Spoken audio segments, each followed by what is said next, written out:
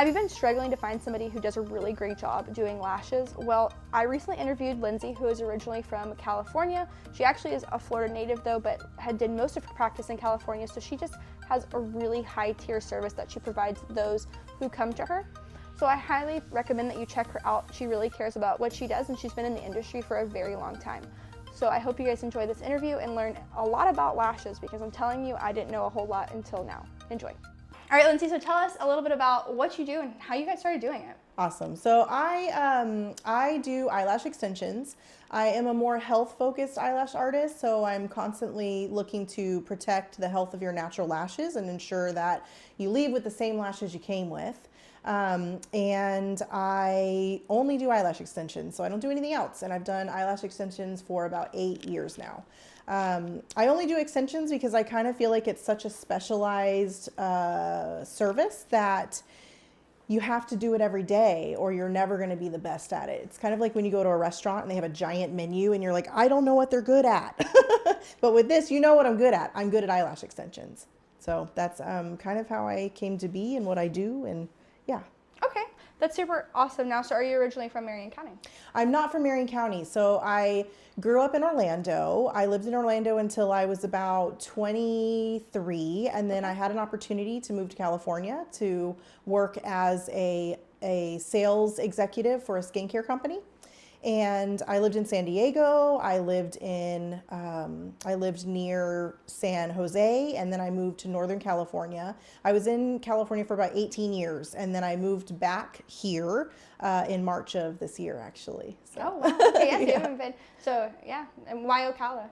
So my mother actually has a home in Citra, which is where I live, and she actually has 2 acres, and it's just a little bit too much for her and her husband to maintain at this point. So they asked if we would be willing to move here and take it over, and I actually brought a horse with me. So it was the perfect opportunity to have my horse and a beautiful piece of property, and so that's what we're doing. No, I think that's super awesome. Yeah. So I wanted to backtrack just a smidge bit. So how is it being like a rep? Because I know a lot of people talk about like they did that for a little bit and then they end up trickling off. But it sounds like you did that for the majority of your career. I did. When I was younger, I loved every second of it. I got to travel. I got to meet so many people. I got tons of education under my belt, and I loved the challenge of a number every day. So when I started working for Murad, which is a skincare company, I started as an educator with them at 25. And I had several states in my territory, and then an opportunity came up that I could move into sales, so being an account executive. And as an account executive with that company, I had a territory that started out at around $735,000. And after the time that I'd worked there, it was a $1.5 million territory. And I had 7 states under my belt. So I loved it. I loved every minute of it. But as I got a little bit older, I started feeling like, I'm never home. I'm traveling 3 weeks out of every year, out of every month. I'm constantly on the phone. I used to call Fridays dialing for dollars because you have that little bit of a number left that you have to make. So you spend all your time trying to get people to make more sales with you and buy more products from you. And so it just became really overwhelming after a while, after doing it for so many years. Yeah, no, I can imagine that can be a lot. Yeah, it was a lot. Yeah. I loved it. I wouldn't take it back. I've been to 36 states. So I feel like with that, that under my belt, I actually want to do the rest of them. Because I'm like, why not? I'm almost there. Yeah, you're almost there. No, I think that's great. No, I think whenever you're put into one of those positions, like the experience and the things that you get out of it are just like unmatchable. Like you can't recreate those experiences. Because I worked with my mom for a short bit, and like family can be kind of difficult. I love my mom, but her and I don't work well together long term. And but I learned a lot, and it was during that whole COVID boom, so it was super intense, super crazy. I don't ever want to go back to that market again. It was too much. But I was kind of like, I would go and do everything for her. I'd go pick up her signs. I would help put contracts together. I would help manage this, and we had Zillow leads, so my phone would blow up to like 40 calls in like, I don't know, 5 minutes. Like, I'm not joking. It was crazy sometimes, but I learned so much. Right. And I really had to, you kind of get thrown to the wolves a little bit, and it's sink or swim, and if you swim, you really end up in a better position long term. Yeah, well, and you really learn how to people. You know? I always say that in my sales job, it helps me in this job too, because you really learn how you need to show up for somebody, right? Because everybody that comes in the door is in a different space. They need something different from you. And when you do something like this, or you're working with people at any point, you have to figure out what that relationship needs in that moment. And so I feel like being in sales for as long as I was, I really learned how to cultivate relationships and how to really show up how my client or my customer needed me to show up in that moment. So no, I think that's important, and I think it's a lost art that a lot of people, I don't know how old you are, but I feel like your age group like kind of started that trickling effect where like maybe a little bit of them kind of lost that, and then you get to my age group and it's like if you have people skills, like you're you're like a unicorn. amazing. Yeah, like who were you? Who raised you? And I'm like, well, here I am. And the funny part for me is I was homeschooled, so a lot of people are like, oh my God, you have people skills and you're homeschooled. I'm like, yeah. I mean, not all homeschool kids have glasses and are like in the corner like scared people. Like, come on now. But oh God. I think it's very funny. But no, I agree with you. And so that kind of leads me into my next question. With you talking about, you being in the situations and having to deal with people helped you determine people's needs. So how does that like translate into what you do with lashes now that you're kind of on your own, really? Yeah. I do customize lashes, so I don't have pictures on the wall of styles that you have to choose from. I really meet with the person when they come in, and we sit down and we talk about their lifestyle, what kind of lashes are going to work for them. Not everybody can wear giant lashes. It's not a thing, right? Some people want just natural looking lashes that nobody can tell they have extensions. And so I think really learning how to people helped me really cultivate a way of having a very good first interaction with the client. Coming in, what's your lifestyle? What do you do? What works for you? How do you wear your makeup on a normal day? It really gives me a lot of ability to have more insight and ask insightful questions as to what their preferences would be with their lashes. Okay. So like you say, I know you do lashes, and so what is like when somebody comes into you like and says, hey, like I want to do lashes. I know you kind of went over it, but how do you kind of walk them through that process in a more detailed type of way? Yeah, so I usually like to know if they've had extensions before.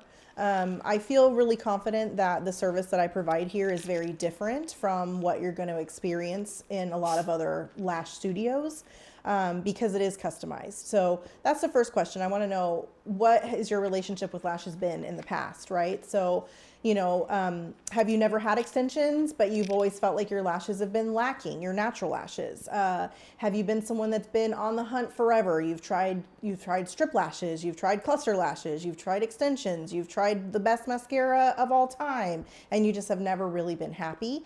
So we'll kind of walk and navigate through that conversation. And then we kind of talk about what your goals are. So what do you want in an ideal world for your lashes to do for you, right? Are you looking for your lashes to make your eyes look bigger? Would you like your eyes to be more further apart? Would you like your eyes to be closer together? I've had clients that come in and they maybe have an eye that isn't quite focusing in the same place. Like I think they call it like a lazy eye. Like a lazy eye type of thing. And we can do some corrective lashing for things like that. I have a lot of clients that come to me for what I call lash rehabs, where they've had a lash accident, right? And they're missing lashes. And we talk about what their goals are. Are we trying to get your lashes to a point that you don't need extensions anymore? Or are we trying to get them to a point that you can have and maintain lashes?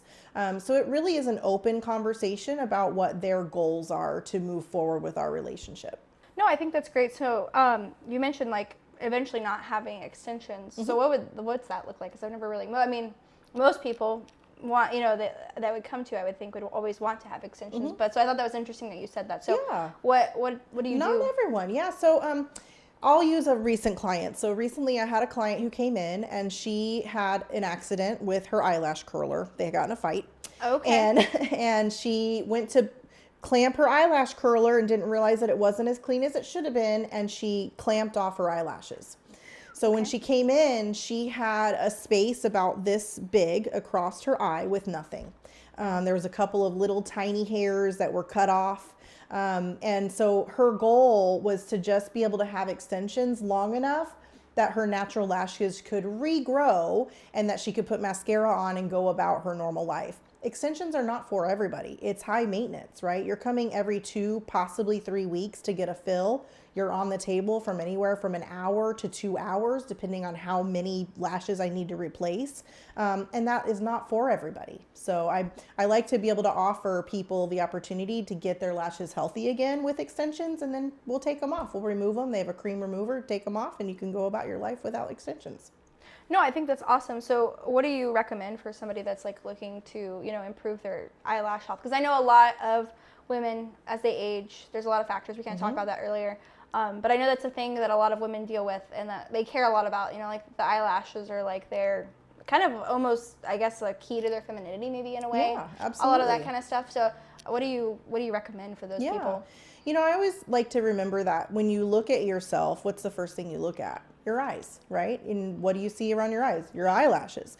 So I feel like eyelash health is really important. And even if you're not going to get extensions, I'm always happy to talk with anybody about what they can do to improve the health of their natural lashes. So one of the things that I always recommend is if you wear mascara or strip lashes or cluster lashes, make sure you're removing those products the right way. You're using the removers that they give you or that you can purchase to take off those products in a way that's not going to damage your natural lashes. Oftentimes we find ourselves doing this like picking thing where we're like picking the mascara off our lashes, and we don't realize that that's causing breakage. You're pulling out your natural lashes potentially earlier than they should come out. So really making sure that you're removing all of those things carefully. The other thing I really recommend, if you don't have extensions and you just have your natural lashes, castor oil is a great hair growth tool. Castor oil can help your hair regrow on your head. It can help your hair grow on your eyebrows, your eyelashes. So I tell my clients, if they're not going to have extensions, to go and get an organic castor oil that they can massage or rub into their lashes and on the lash line at night before they go to bed. And then they get up in the morning, they wash it off, and they go about their day. And then the last thing is supplements. So there's a lot of supplements on the market. I have a few that I have found to work really well over the years that I've been doing this. And there's some that I feel are a gimmick. They're not making your hair grow. So I tell people, if you're going to take supplements to promote hair growth, you want to look for things that have collagen, biotin, silica. Those 3 ingredients seem to work really well to help lashes and hair in general grow. So those would be the main things. Main things. Okay, interesting. I am completely foreign to all of this. I'm just not really one to like do the whole like. I'm just not that person. So that's why when I was kind of excited for our interview today, because I was like, hey, something different. Yeah. I don't really know anything about lashes, so I was like, let's go. My wife's very blessed. She has very, very long eyelashes. Nice. So she like, I think one time she put on like a pair of fake eyelashes, and it was like way too much. You're like, whoa. I was like, whoa. Well, who are you? Hers are like so long that she can put like, she's one of those with like mascara that will like, she'll end up like, it'll touch her like eyebrow. Yeah, they're really long. Okay. They're really long. Get it, so girl. so she's very blessed in that way. People actually, I think that she has fake eyelashes on. Yeah. She's like, no, they're real. Yeah. But my mom, I think it's genetic. My eyelashes are kind of long, but my mom and my grandmother both always struggled with eyelash care. And so I think more and more women are experiencing that. And what do you really think is causing it? Do you think it's just the products or a combination of things? I think it is a plethora of things. So, when we're a little bit younger, we abuse our lashes, right? We're putting stuff on them, we're not washing them, we're taking stuff off in ways that we shouldn't. And unfortunately, as we get older, we start to see other factors come into play, right? So stress can make your lashes fall out. Medications can inhibit your lashes from growing the way they should. Unfortunately, age and change in hormones is a huge factor in your lashes. I've had clients that have had hormonal issues like Hashimoto's disease and things like that. And that can really wreak havoc on lashes. So that's kind of why I ended up in a space like I am here at Essential Woman, because I have the opportunity to work with a nurse practitioner, women's health nurse practitioner, and she can help with getting the hormones under control. She can help coach you through nutritional deficiencies. That's another thing that can come into play with your eyelash health. And then, on top of that, she can also help me if somebody's having, let's say you're allergic to adhesive that we use. She can prescribe something to help us that you can still have extensions even though you are actually allergic to the adhesive. So being here and having her be able to address those factors that are common as we start aging, stress, hormones, all of that has been very helpful. But those I would say are like the key contributing factors. So what are some things that they can do to like, because I mean everybody wears makeup. I mean like business professional people are wearing makeup all the time, and you know, a lot of times people don't remove it correctly. But what is like the optimal way to remove mascara? Because it's not the easiest thing to get off, especially if you're dealing with like waterproof mascara. Right. It's hard to get off. So number one, we shouldn't be using our face wash or our body wash on our eyes to remove makeup. If you're going to be removing mascara or even cluster lashes that you put on yourself at home, the cluster lashes have a specific remover that you have to buy to use and get those off. But with mascara, making sure that you're using a makeup remover, right? They make makeup removers for a reason, because makeup it's not supposed to just come off with water. So having those makeup removers is a great option. The other thing is they now have those microfiber cloths that remove makeup so effortlessly, so you're not, scrubbing and getting your lashes all messed up that way. But making sure you're investing in a really good makeup remover would be number one. Now, are there like my wife has like a lot of sensitivities and stuff, or like anything like natural that you could use to help get it off, or like something, maybe a cleaner product that you know of? Yeah, it's hard to know with everything that's out there in the world what to use, but there's a few brands, and I don't typically like to be a brand promoter, but there's a company called Farmhouse Fresh, and their products are a really great marriage of science and nature. Okay. So it's kind of natural, but it has some scientific backing, and they have really wonderful products for makeup removal, skincare in general. It's what I use at home on myself. Other than my clinical brand that I use on myself at home. But I would say that's probably my number one recommended brand for makeup removal. Yeah. Yeah, I was just curious because like I know like my wife can't do like a lot of scents and a lot of all that, so they always put like every scent known to man. I'm like, why are we putting that on our face? But here we are. We don't need fragrance. It doesn't have to smell good. No, I'm like, we're just like, it's not, I don't know. It's at the end of the night, who cares like what your face smells like? I'm like, I'm not sniffing my wife's face. And if your significant other is doing that, like what, I mean, hey, everybody has their own thing that they like to do, but it's a little odd. Like, Yeah. I don't think I'm going to That's not my business. Yeah, no, I don't want to know about it, but if that's what you're into, I guess it's okay, go for it. But so, since you're not originally from Marion County, how has business been here versus other places? So I have in California where I lived, I had two businesses. Okay. I owned two brick and mortar businesses. One was Smitten Kitten Beauty Lounge, where I had estheticians who did facials and waxing, and then I had also other lash artists in the building. And then next door I had Smitten Kitten Polish, which was a nail salon. And there, because of California wildfires and power outages and COVID, I had to restart my business and rebuild several times. Now, moving to Marion County has been interesting. It's been a challenge to build my business here because Marion County and Ocala in general, it kind of runs, it's a big city or town that functions like a small town. So because I don't know anyone here, I'm not like, I didn't go to school with you, I don't know your grandpa. It's been a challenge because people want to go to someone that their friends know, that they know, because it's a trust thing.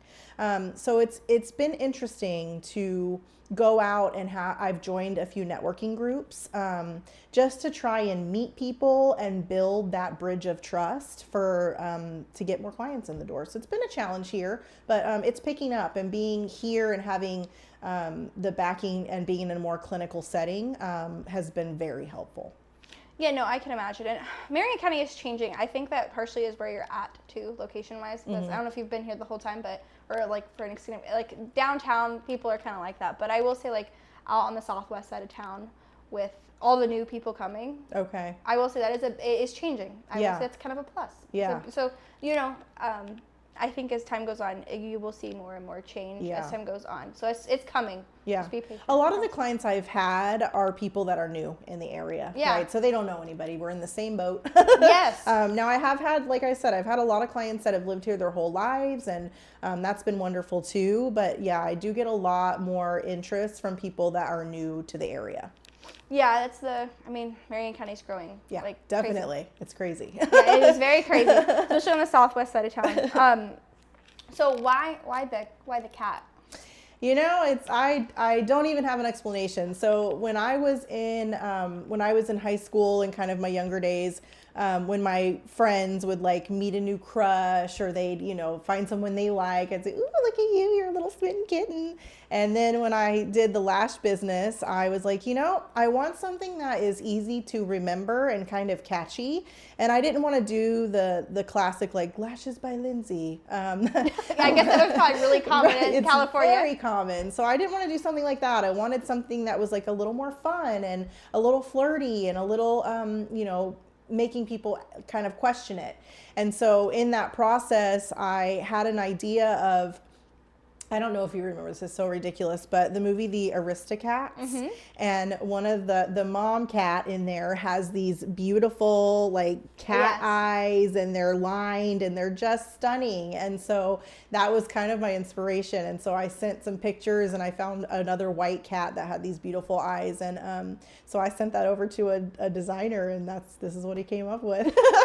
So that's it. Yeah, no, I can definitely see that now that as soon as you said that, I was like, I definitely see it. Because I loved that movie as a kid. That was like one of my favorites. Yes. Yeah, no, I love that movie. No, so at the end of my podcast, what I always ask people is, what would you tell somebody if they're looking to do what you do? Which you've definitely done a plethora of different things, which I think is super awesome. Yeah. In order to be a lash artist, I really think that education is the number one component.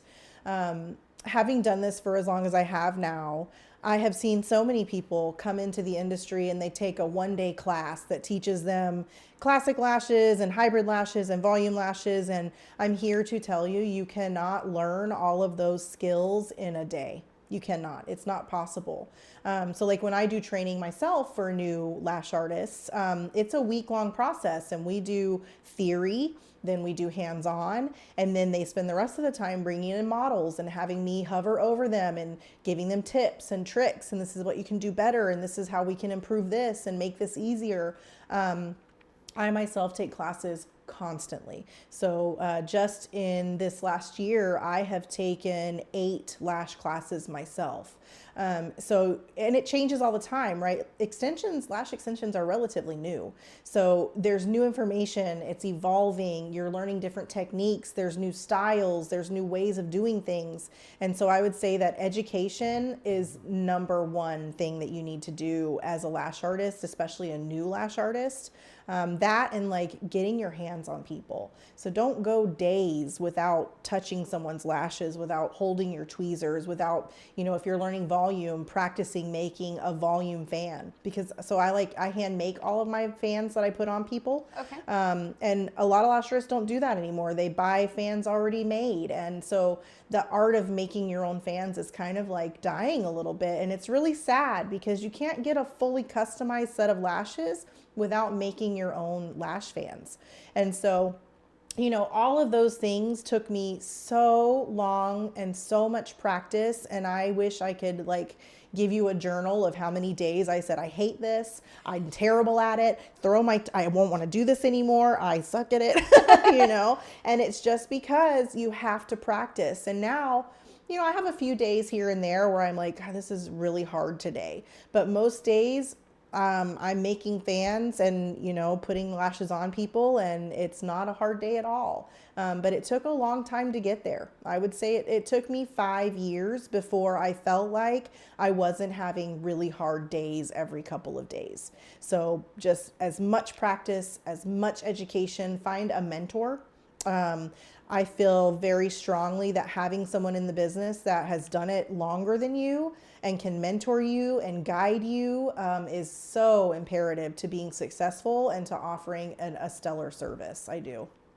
No, I think mentorship is super, super important, or at least finding somebody that you, like, I don't know, idolize via online or whatever the case may be. That kind of lead me to ask, like, what do you really recommend somebody do to gain that education? Is it just classes? Would you recommend them doing the route that you did where they went and worked for a company and then, you know, branched out? I would say education, hands-on when you're new is super important.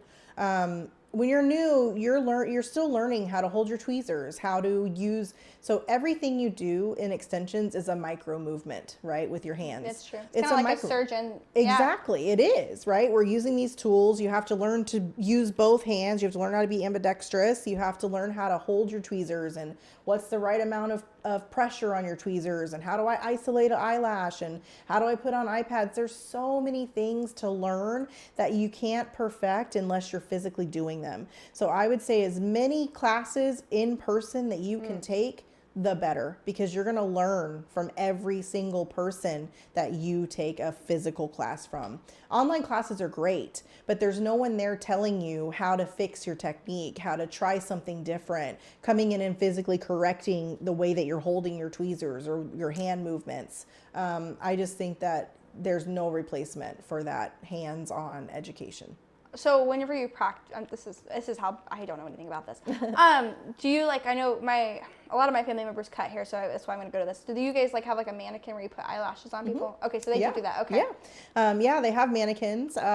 My mannequin is named Veronica, and so you can put strip lashes on those mannequins and practice lashing that way. Okay. Some mannequins now they actually have removable eye pieces that come with lashes already on them, and you can pop out the eye. It's kind of weird, but you can pop out the eyepiece and pop in a new one and practice that way. Okay. Oftentimes I tell people when they're practicing on a mannequin, because it's never going to be the same as a person, right? No. Because a person has so many contours in this area alone, right? And people move and they twitch and their eyes shake and there's a lot that goes into it.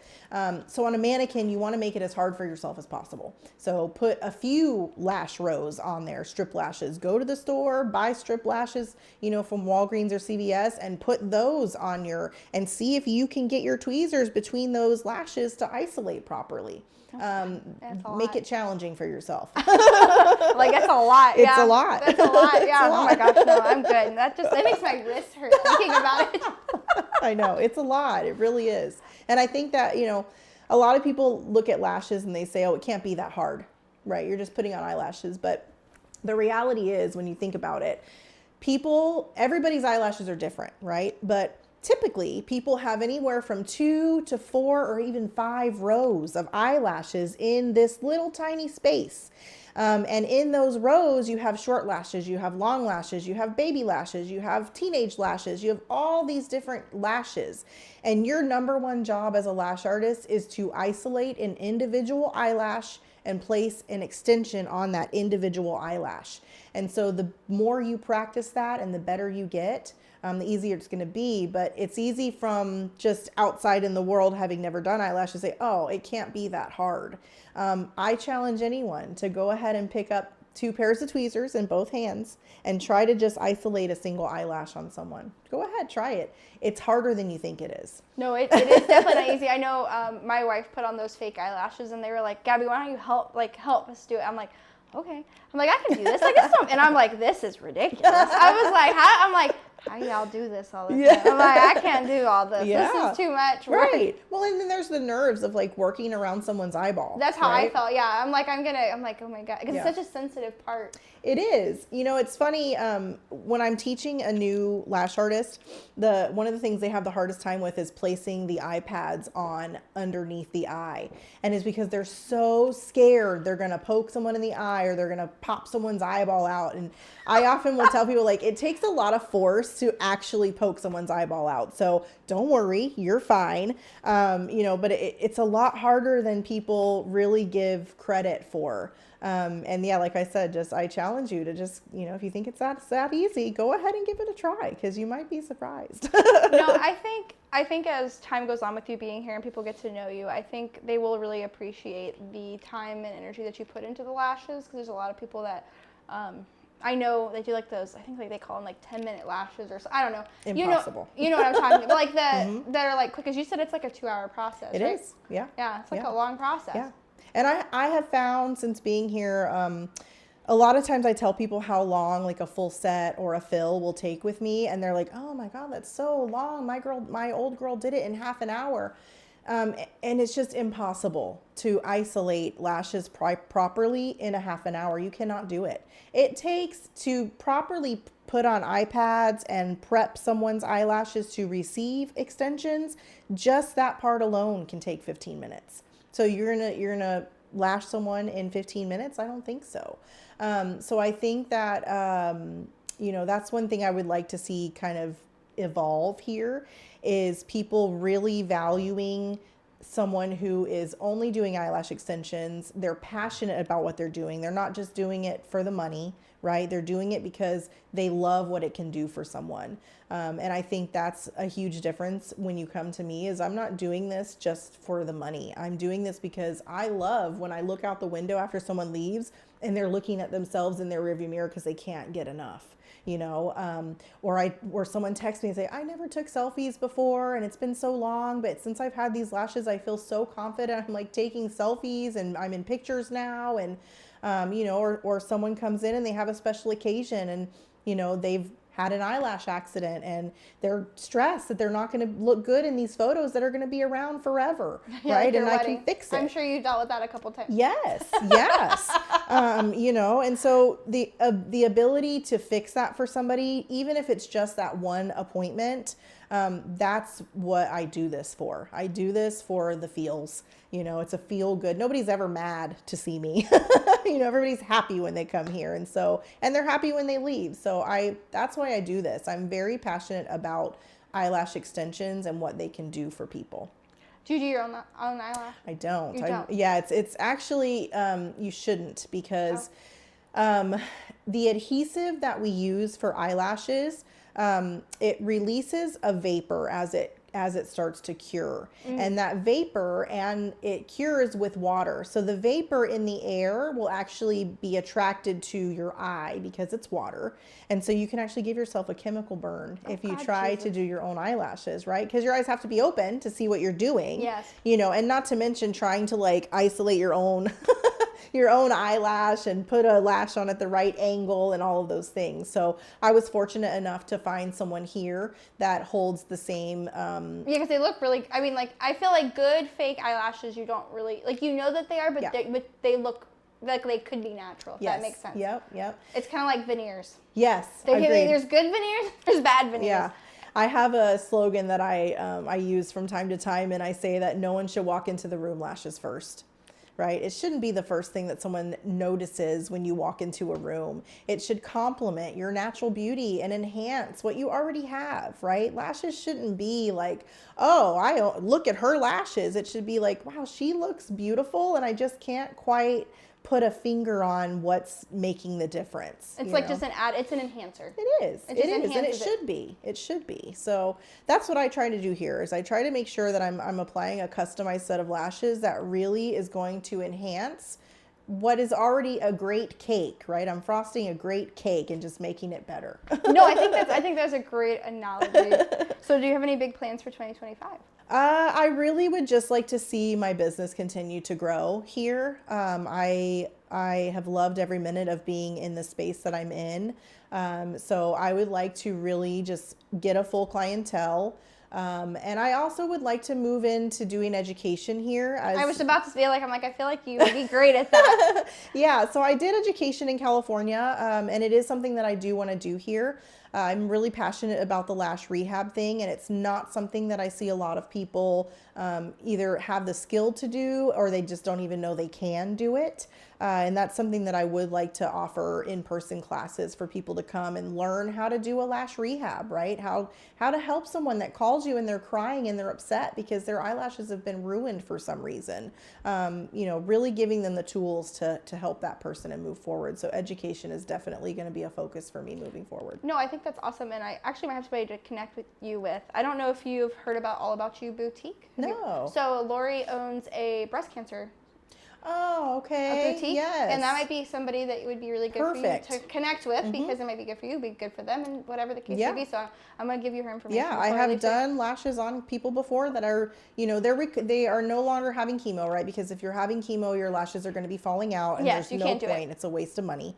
But after the fact, once you have a little bit of baby lashes, we can put some eyelashes And sometimes on. it stays like that. Yeah, it does. Sometimes does. it does. So then, and there's techniques you can do. Like, I practice a technique called bridging, where let's say you have, a gap. These are a lash and this is a lash, and there's nothing in between. And I can actually take an extension and bridge that gap, and then put extensions on that bridge that are light enough it's not going to cause damage, but it's enough to fill in that space. Yeah. So that's something that we can do for people that maybe do have lashes like that. Yeah, no, I think that's super awesome. So I'm excited to see what you do moving forward. And hopefully I can help connect you with some more people. So I would love that. That way we can kind of create this whole little circle. It's been really fun doing Yeah. that. It's kind of, I kind of get to connect people, and services kind of get to combine. And I think it's a really cool thing. It's really cool. Yeah, and I hope Marion County keeps growing, and hopefully you'll have more success in 2025. I think you're going to do great. So Thank you. yeah, I know. I'm like, you've done it before. It's kind of exhausting to have to like. Just takes time. It does. You have to find your people, right? Yes. Because this is a people business. So people, they might come to me and maybe we don't click. Maybe I'm not their cup of tea, and that's okay. I'm never offended when someone moves on to another lash artist, because I do feel like, most of my clients are dear friends of mine. I hear about their lives and their days and what's going on. And I always feel it's very funny when I get to go to like a family function or a wedding of a client, because I'm never in the main party or anything, but I always think to myself, I know so much about this person, and like no one here knows how much I know about this person. And it's really it's a relationship that I hold so dear, and I just have so much respect for it, because we're a partner, we're a team, we're a partnership. You come in and you tell me what you want, and I do my best to achieve that, and we go through life together, just one lash at a time, basically. No, I think it's great, and I feel like it's gonna go good. So I have faith in that for you, and I wish you a lot of success in 2025 with all your goals. You're very welcome. So, all right, guys. Well, I really hope you enjoyed this episode, and look forward to next week for another great person here in Marion County. Thanks so much.